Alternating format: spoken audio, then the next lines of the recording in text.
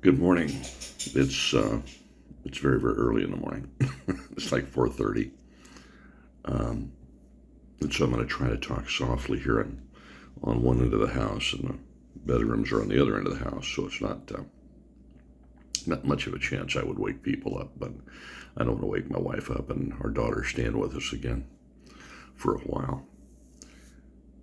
I wanted to share something with you because it's positive and it's enlightening at the same time.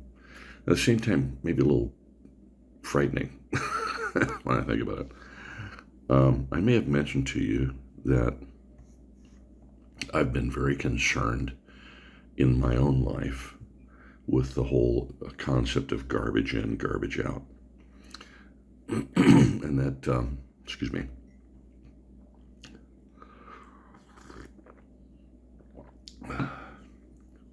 In fact, I think I did a Bible lesson one time on the repairing of the temple.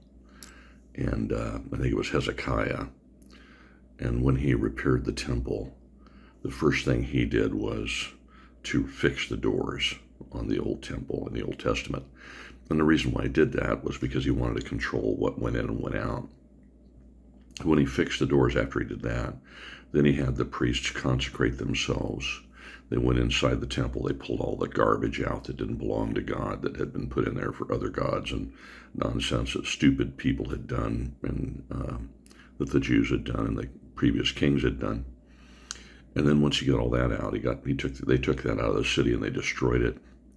And then they went in and consecrated again the temple, and they cleaned it out and they consecrated it, and following the right ceremonies. And then they took God's things and they cleaned them up and consecrated them, and ceremonially clean. And then they took those and put them back in the temple. And then, of course, they secured the doors. Well, Christians believe that the temple is us now because the Holy Spirit resides in us. And so as a result, since we're the temple, our eyes, our ears, our thoughts, our mouth, those are the doors. That's where things come in and go out. And so if we control access and we control what goes in, then what happens is oftentimes good things come out. And I think I've probably shared with you before that, for quite a while I've been having trouble with my language, saying with coarse language. I don't, the Bible says not to use coarse language, not to use offensive language. And I've had Christians debate with me whether that's a big deal or not. And I'm not interested in that debate.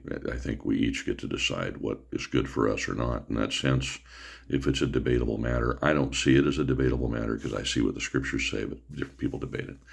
In any case, regardless, my point is that I was having trouble because, obviously, like everybody else during the COVID times and all those things, we went through some stressful times in our family. And then, like every family, families have issues and problems, and family members have problems, and that affects you. And certainly we've been through that too.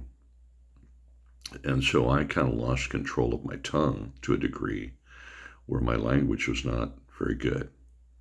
And still, I don't have the control of it I used to, but much, much better. And I think also it's a thoughts issue. So anyway, with that bit of buildup, without dragging it on any further, I talked with my wife and I decided to, for myself, really put some controls on what goes in here and what goes in here and what does not. So I already try to take care of my diet, and I try to stay in decent shape. I'm getting to be an old guy, and so I still lift weights, and I can still knock out 100 push-ups. I'm really tired when I'm done, but I can do it. And I can still hike long distances, although my knee gives me trouble from time to time. And I can still do physical things that some men my age can't do, and I get that. There'll come a time probably when I can't do them either, I'm sure, but I can do them now, and so I try to take care of myself and eat right and like that. But it's what goes in my head, what goes in my heart that really concerns me. And so I've been trying to spend more time on my Bible, which is my old torn up, worn out, duct taped Bible. And I've got another translation here I'm going to start reading here in a few minutes. And then as far as media is concerned, I took all the social media off my phone. The only social media I have on my phone now is Locals, which is I use for GunGuyTV Crew, and Patreon. And I use those for GunGuyTV Crew. And I've got Instagram on there because I haven't found it to have a bunch of offensive stuff. I just use it to keep, look at pictures of my kids and my granddaughter and like that. But that has really helped. And then I would literally look at, if I wanted to watch a TV show or something, I don't watch a lot of television, but if I wanted to watch a TV show or a movie or something, I would look at Netflix and have to look through it. And it would take me, I could look for an hour and not find anything I wanted to watch because it was all, what I describe as smut and villainy and evil. So we subscribed to PureFlix, which was started by a fellow named David R. White, who was an actor, and his kind of motley crew of guys. Change hands here, I'm holding my phone. And then later sold to a division of Sony, I guess, called Affirm, I think. Well, I wondered, I went ahead and subscribed. I wondered if there's anything, there are things that are interesting for me to watch on there. And I got to tell you, I've been very, very grateful. What a blessing. And then my wife and I have been watching The Chosen since we first found it. When it was brand new, it was a new thing, and I stumbled on it and used a clip from it for a lesson in our Bible talk. Because in our Bible group, the lessons move around and everybody teaches a lesson. Nobody really leads it. The Spirit leads it. Not you leads it. Jesus leads it. But it was my turn, and so I did a lesson, and I stumbled on a clip of the Bible. The Spirit led me to that, and I used it. Well, everybody in the Bible talk's been watching the Chosen ever since because of that clip. And then with PureFlix, I've been watching things on PureFlix. I haven't been watching things on Netflix. The other day I did, and it was really a negative experience afterwards. I had the bad words in my head again, and I thought, gosh, I gotta stop doing that. Well, okay, so this is like a 7 or 10 minute video or something for me to explain that the bottom line result is that what goes in does come out. I've discovered my thinking is better. I feel better about life and the world. I'm not, watching the news a lot. I keep an eye on it so I know what's going on with the country. And so that I can share things with you about what's going on with the Second Amendment. But honestly, I'm really trying to watch the doors of the temple.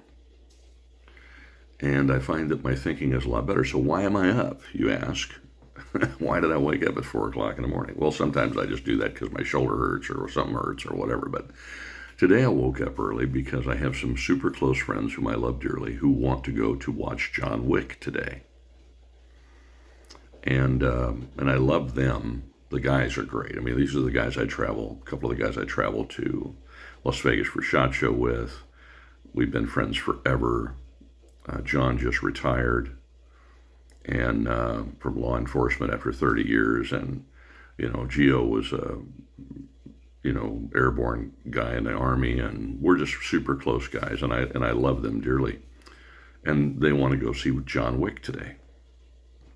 Well, I'm going to be totally honest with you. I'm not the least bit interested in the John Wick movies. They don't appeal to me at all. They never really have. I think I saw the first one and I thought, well, this is dumb.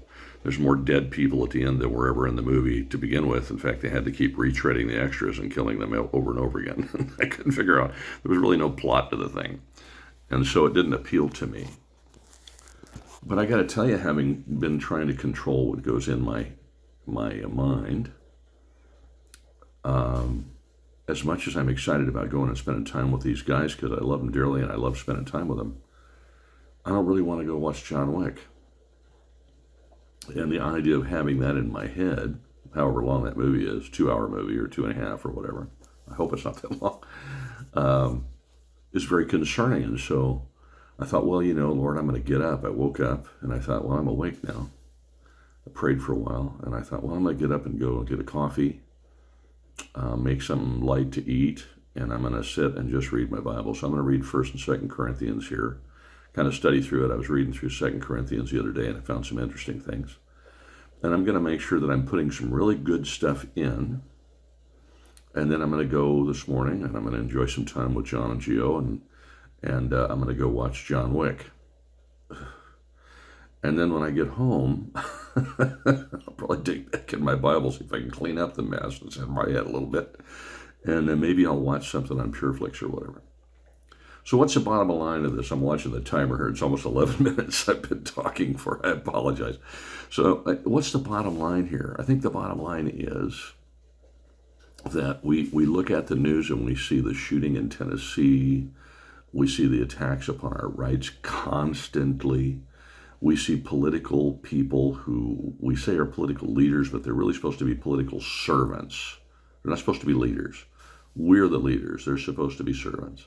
We see people wanting to control us, every aspect of our lives, tax us to death, control how we do things. We see the banks failing. We see all these negative things. Elon Musk and a whole bunch of other tech brainiacs warning that AI, artificial intelligence, is going to take over the world or whatever their thing is, which is entirely possible. And so it just seems like everything is negative and dark. And what I want to share with you is I've discovered that all this darkness and negativity and hatred that you see in the media all the time disappears when you stop putting it in your head. Well, yeah, it's still there, but the truth is I can't do anything about whether AI takes over the world. There's nothing I can do about that. I'm a little old middle-class dude with a YouTube channel and a small business. What can I do about that? Nothing. There's not much I can do about whether somebody goes and shoots up a school or not, other than to write my congressman and try to speak my voice on YouTube and try to have an effect to make sure that I'm fighting as a citizen, which is all I am, to restore our constitutional rights that have been taken away by over decades, and make sure that we fight to keep them, because that one piece of paper, the Constitution, and the enforcement of it is the only thing between us and oblivion, I got to tell you. And I can do that. And I can, first and foremost, I can hang on to God because I'm a Christian and that's what I do. And that may not be you, and that's fine. I mean, everybody has their own choices, but that's my choice.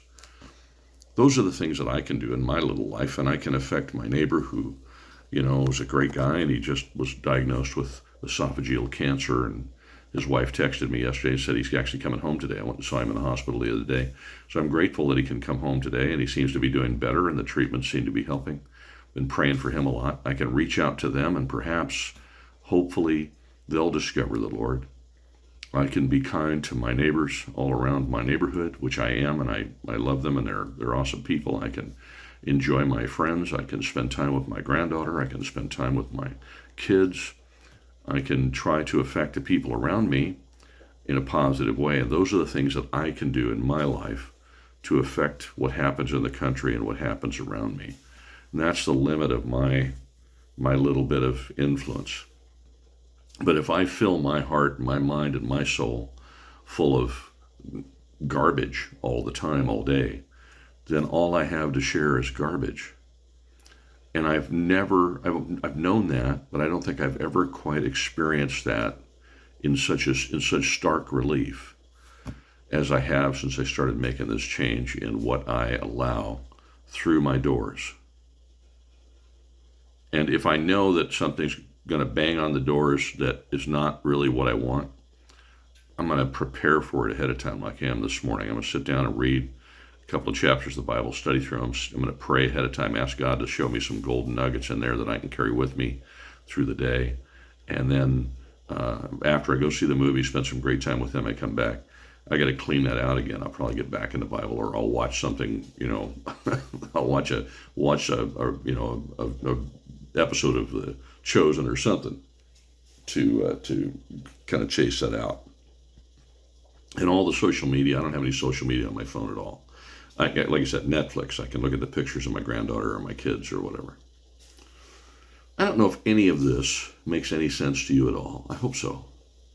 But I felt compelled to share it because I think in this world, there's so much hatred, there's so much darkness, there's so much evil, and it seems now to be pervasive, and it's unabashedly shared, it's unashamed, and it's coming after folks who don't want to be evil all over the place. In this world like that, we have to take whatever steps we can to defend ourselves, not only physically, and that's where the Second Amendment comes in. And that's where, securing your home and that kind of stuff comes in. But also, I think, spiritually and emotionally and mentally, we have to defend ourselves there too. And controlling what goes in the doors and what comes out, and therefore what comes out of the door, this thing, is super, super important. And we can forget that. I know I did. So I wanted to just share that with you. Thanks for putting up with me for 16 minutes and change. Have a great day, and thank you very much for all of your support.